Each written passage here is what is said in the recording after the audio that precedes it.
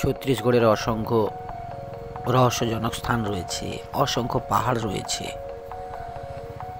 তার মধ্যে এই উল্টো দিকে জলের গতিপথ, অর্থাৎ পৃথিবীর মাধ্যাকর্ষণ টানের ঠিক উল্টো, ওপরের দিকে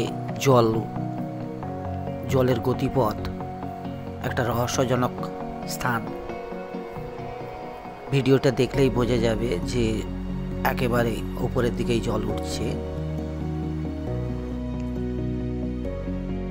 অসংখ্য মানুষ এখানে বহু দূর দূর থেকে দেখতে আসে এই ঐতিহাসিক এবং রহস্যজনক স্থান।